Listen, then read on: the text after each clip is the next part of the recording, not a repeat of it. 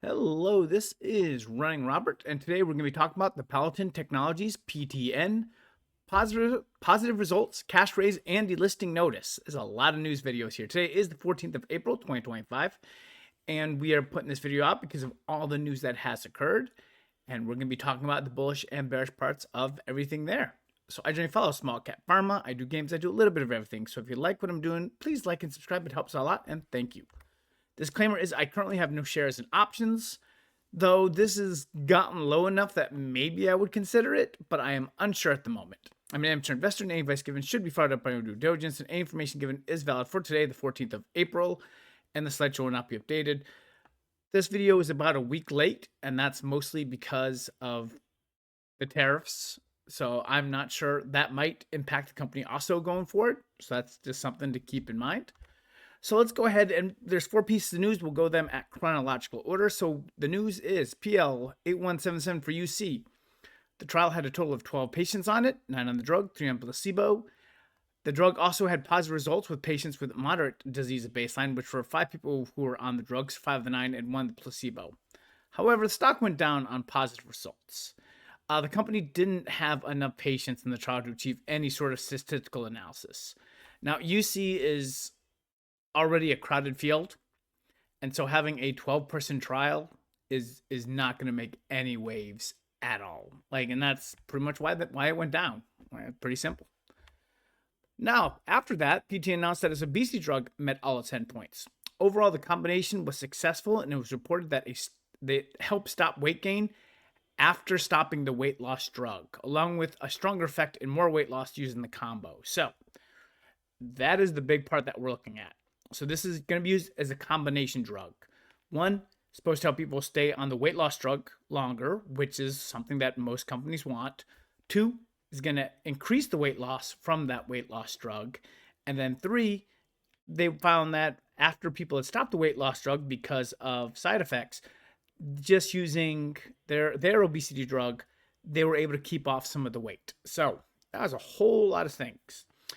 There were 96 patients divided into 4 groups.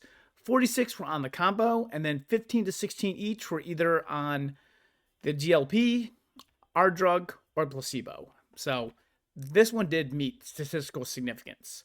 And it's not really a huge trial overall. The trial could have been larger, but the results were solid. And of course, now the question is, are they solid enough to find a partner?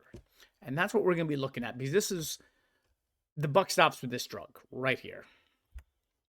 So cash raise, of course, we knew it was coming. They probably added 10 to 12 million in cash upfront with warrants, providing the same. If they are cash, those warrants are probably not getting cashed anytime soon. So if you just do a simple math, they had 3.4 at the end of the year. They had a offering in February for 4.3, and I'm assuming about 10 million from this. So that would give me about 17.7 million. I do expect first quarter expenses to be what they were at the end of the fourth quarter, so that'd be 5 million. So maybe 12.7 million at the end of quarter 1 is kind of what I'm thinking. Probably between 12 and 13 million is what they should have in cash at the end of the quarter. Now I'm using fourth quarter numbers, but we're going from there. So we had 1.6 million on quarterly on just the selling, general, and admin. That's your staff. 3.5 on research. Of course, we just finished 2 trials, so I'd expect that less going forward. So it's not going to get down to 1.6. There's still always some kind of background research, but again, let's say it cuts in half and you're only spending 3 million total per quarter, you have 12 million. That gives you time to make that deal. So, and they would have more time, except then they got the delisting notice. So 2 factors are needed. Keep it above $1 and a minimum market cap of 15 million. Now that's for the general New York Stock Exchange. There's a lot of differences, but we're just going to use that for the moment. So a reverse split is not going to help them at this point since they are below market cap. So what happens is they have a 10-day appeal window and then a 25-day review period. And then we will be unsure when listing will occur. So the company will say, hey, we can make it. Here's what we can do. And if they are able to succeed on that, or at least have the thoughts on it, the company will stay on. If they either can't do that or they do not have a plan to reach compliance, then they'll get delisted. And delisting occurs between 1 to 7 months. It's not really a solid piece of information. A lot of times it is letting the companies have a chance to do whatever plan they have to get back into compliance. Again, we will have to see where it goes. So what's next? So of course, using the trial data, the company will be looking to out-license both programs. I am much more hopeful on the obesity side than the UC side. I don't think they can, with the results, I don't think they can get anything from the UC side unless it's like a fire sale where they're just able to sell the whole drug for like 5 or 10 million and just call it a day.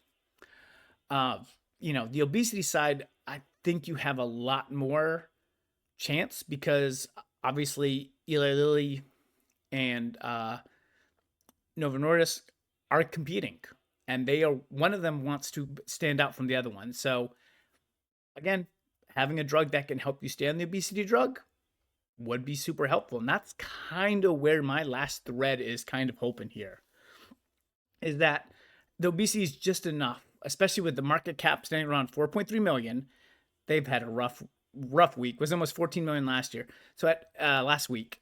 So that's really what we're looking at. If they can make a quick deal with that, where they can get some kind of upfront payment and long-term, something at the end, the company has a chance. It's a deal. If they cannot do that, then we're going to be sub pennies before you know it. So again, and I'm keeping it on the stock because at 15 cents and 4.3 million market cap, I want to, though this company has disappointed me so much in the past that I'm still a little hesitant, but and of course, if we get delisted, then the stock's gonna be worth a lot less. So again, we're gonna wait and see. If we feel it, we'll get it. If not, we won't.